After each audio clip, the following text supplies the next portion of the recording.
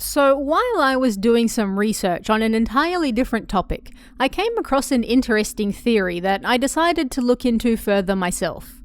This theory was that Silent Hill F's loop theory is very real, and each of the characters is going on their own journey through one of the 6 Buddhist realms. Now, I read an interview with Ryu Kishi recently where he confirmed that while Hinako is experiencing her own Silent Hillish journey in Ebisugaoka, she's not alone, and the other characters, like Shu, are also going through their own Silent Hillish nightmares. We just don't see them, because this game is about Hinako's story, not theirs. But interestingly, using what we know from the game, we can place each of the main characters into one of the 6 realms of existence and perhaps gain even further insight into their own stories, and perhaps their own personal Silent Hill nightmares as well, as we loop through the game in a cycle of rebirth over and over again. And yes, I'll also be looking at why we see Junko's bell at the end of the game as well. This actually ties in rather well, and I'll explain why. So, in Japanese there's a term known as Rokudo Rinne. This translates to basically the 6 realms of reincarnation. These are the Hungry Ghost realm, the Animal realm, the Ashura or Demigod realm, the Deva or Heavenly realm, the Naraka or Hellish realm, and the Human realm. These names may vary depending on where you're from, but I'm using the Japanese terms. Of course, the idea is that what you do in this life affects your next, and we're all in a karmic cycle, constantly being reborn into one of these realms as we try to attain nirvana. And whether it was intended or not, as it turns out, you can slot the main characters of the game pretty neatly into each of these realms. So, let's take a look, starting with the Hungry Ghost realm. In this realm, one suffers constant hunger and thirst, and is unable to ever achieve satisfaction. Ending up in this realm is caused by excessive cravings and attachments. Who does this sound like? That's right, none other than Sakuko herself, the girl who keeps calling Hinako a traitor because she's so attached to her that she finds her getting married before her to be a betrayal. Much of what we learn about Sakuko is regarding her almost obsessive attachment to Hinako. But there's another interesting point that's brought up several times throughout the game that ties her here too. The 500 yen she borrowed and never gave back to Hinako. 500 yen might not be a lot of money these days, coming in at roughly $3 or so. But back in the time period the game is set in, that would have been closer to $45 or so. Not exactly a huge amount, but still pretty decent for high school kids in the countryside. It seems to be a running joke amongst the friends that Sakuko is never actually going to give that money back, and Hinako seems perfectly fine with that. But think about it. As long as Sakuko never returns that money, it remains a permanent connection between her and Hinako. It's another level of attachment, and perhaps even greed towards her friend.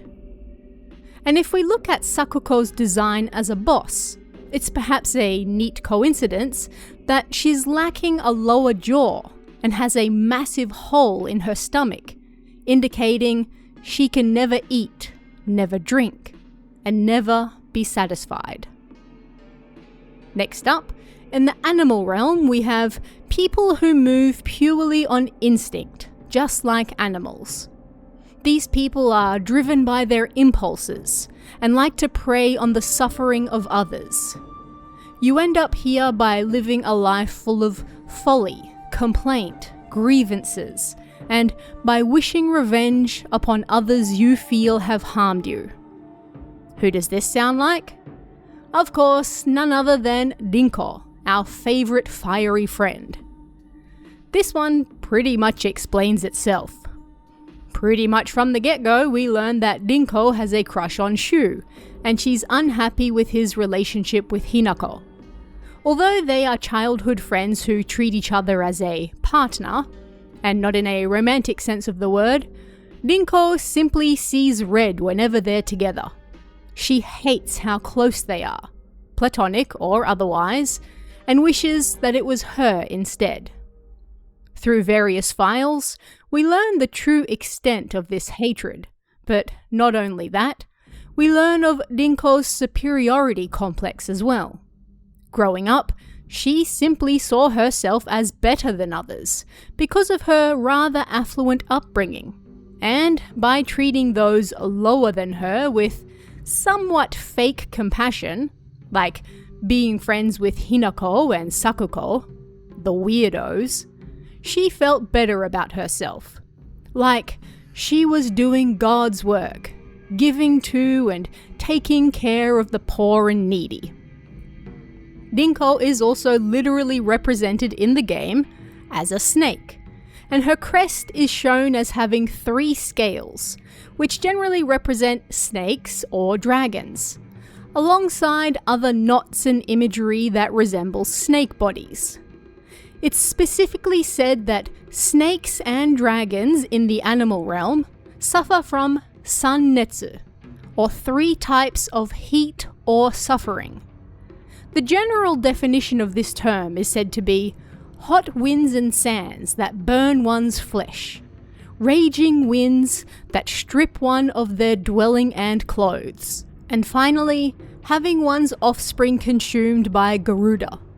But these days, it also refers to 3 different levels of a fire, such as normal, extreme, and all-consuming. When we consider that Junko's boss design and fight is all about fire and lava, well, it all just fits, doesn't it? Now, in the Ashura, or demigod realm, we have a realm of ceaseless battle. The souls that are reincarnated here generally have some sort of supernatural power, and they are angry folks who like to bother humans with illnesses and disasters.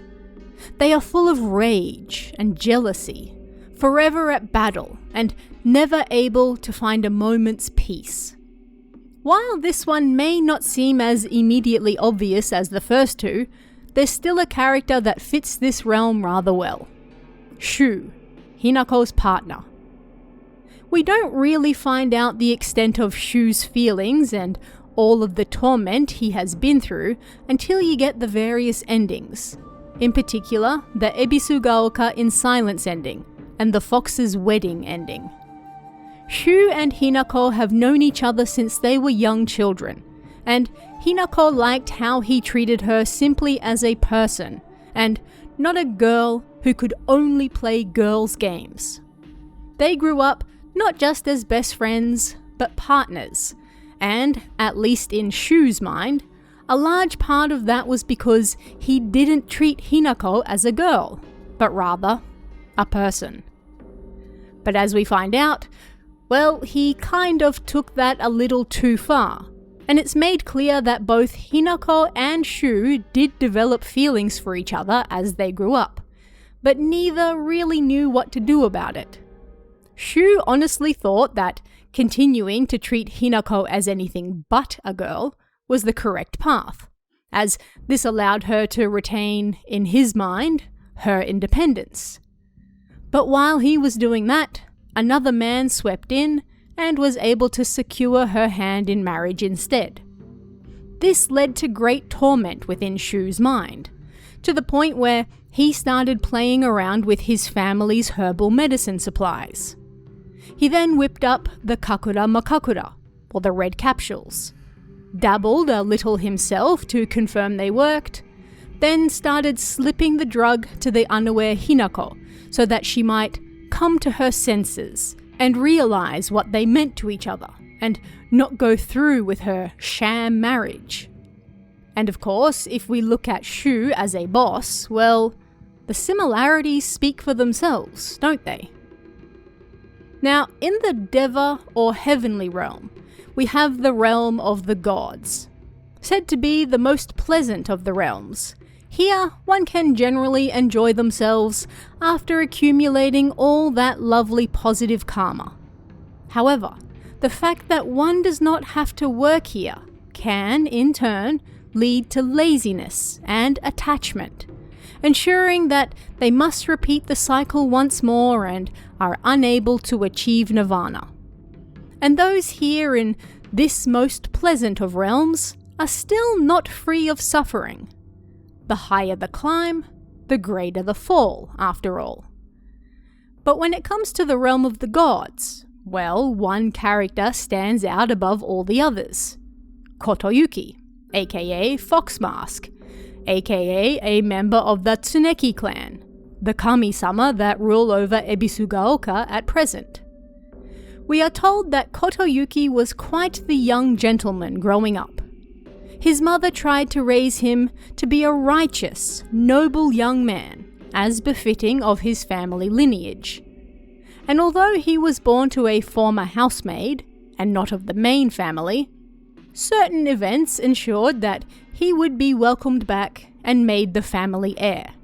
He grew up in luxury, not wanting for anything. Anything but Hinako, that is. And what an attachment he has to her. Now, in the Naraka, or hellish realm, we have a realm full of great suffering. This is basically the torture realm. And the idea is that those who end up here kind of have all of their negative karma tortured out of them, so they may rise and be reborn in a higher realm. Who does this sound like? Why, none other than Hinako herself, or at least the Dark Shrine version of her. This version is pretty much young Hinako's nightmare version of her future, her idea of hell. The journey we take through the Dark Shrine is almost like Hinako descending further and further into hell itself. She's made to undergo numerous torturous rituals in order to transform herself into the perfect bride. And along the way, she's also made to kill her friends and family before finally abandoning even her own identity. It's one torturous act after another, and one she has to repeat numerous times, like rebirth, until she can finally break free and achieve her true ending. And finally, the human realm. This is what you would expect, full of both suffering but also joy. Here, you have a chance to finally attain nirvana and end the cycle of rebirth. And here, we can slot our final and perhaps most important character of all. Yes, Hinako, the regular, non-Dark Shrine version of Hinako that we travel through Ebisugaoka with. The human side to complement the hell side. In the human realm, you alone are in charge of your decisions, and it's your choices that will see you either continuing the cycle or breaking free and moving on. And this is, at its heart, the entire point of the Silent Hill F storyline. Hinako battling both herself and others to be allowed to make her own choices, regardless of where those choices take her. They may end with her breaking free and moving on, or they may end with her dooming herself to even more hell. But at the end of the day, as long as she is the one to make that choice, she'll be happy with it. And that is exactly what happens, with the choices that Hinako out in Ebisugaoka makes being the choices that affect the ending. It is she who decides whether the cycle continues for yet another round, and her choices that decide the ending we see. In this regard, Dark Shrine Hinako in the Hellish realm is basically just along for the ride. But Japan also has an extra realm outside of the regular 6 Buddhist realms, and this one is known as the Tengu realm. Yes, we're finally getting to Junko's bell. This realm is basically where those who have escaped the rebirth cycle of the 6 realms end up. But these folks haven't been liberated and achieved nirvana, nor are they necessarily evil. It's said that Tengu tend to end up here, hence the name. But it's like a netherworld, where those with grudges or those who have falsely believed they have attained enlightenment end up. Now, we can argue from Hinako's point of view that this is her sister to a T. After all, Junko happily accepted her role as a bride and left their family to join another. She couldn't imagine any other life for herself, and even told Hinako that she couldn't really imagine the world that she, her younger sister, was hoping for, calling it an unrealistic ideal. A world where a woman could be free, independent, and able to make her own choices, including who she might or might not marry. Junko was perfectly fine with her arranged marriage, whereas Hinako simply wanted to choose for herself, whether that led to happiness or sadness. She does, however, admit that she doesn't think Hinako is wrong. Perhaps that time will soon come, but it's not a world that Junko herself can live in. The choices have already been made for her, and it's too late to change that. Junko is outside this constant cycle of rebirth. Her story was already decided before the events of the game, and they cannot be changed. And in a way, her acceptance of her role in life can be seen as false enlightenment from Hinako's point of view. Junko might think she is happy, but to the young and confused Hinako, she is wrong. In addition to that, Junko literally wears a Tengu mask, driving the point home. But we're also told that she married into the Kinuta family as well. Just like Tsuneki can be rearranged into Kitsune, Kinuta can be rearranged into Tanuki. And according to old Chinese legends, Tengu were also once thought to look like, you guessed it, Tanuki. And here, they were thought of as lucky creatures that warded against evil. The bell we see Hinako give to her sister at the start of the game, for protection, then ends up hanging on a nearby tree in the true ending of the game, as both versions of Hinako look out across a silent, ravaged version of Ebisugaoka. If Junko is in the Tengu realm outside the constant cycle of rebirth, and if Tanukis, or Tengu, the two creatures she is closely associated with in-game, were once thought to ward against evil and protect, then doesn't this demonstrate that Junko is still protecting her little sister, even now? She may not be able to break the cycle, as she is outside of it, and honestly fine with her lot in life. But she did express her hopes that Hinako would be able to, and it would appear that she is sticking true to her word.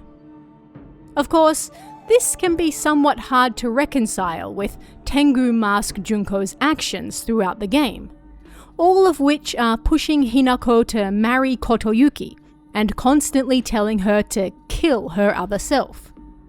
But like most of the characters we see in the game, this isn't Junko. Not exactly. It's a version of her that exists inside Hinako's terrified mind, and she represents Hinako's precise fears of what'll happen to her if she gets married too. But when we see Hinako give Junko the bell at the start of the game, that's her regular human self. The kind, supportive sister that loves her and genuinely wishes the best for her. And it's that Junko who's still watching over her in the end. And it's that bell we see hanging in the tree. Hinako may finally be alone with herself to sort out her feelings and decide where she goes from here. But Big Sis hasn't abandoned her. She's still protecting her, and has been all this time, even as, it seems, she finally breaks the cycle of rebirth to achieve her true ending. But what did you guys think of this one? Are there any other topics from the game you'd like to see me cover? Let me know in the comments below, and I'll see you again next time.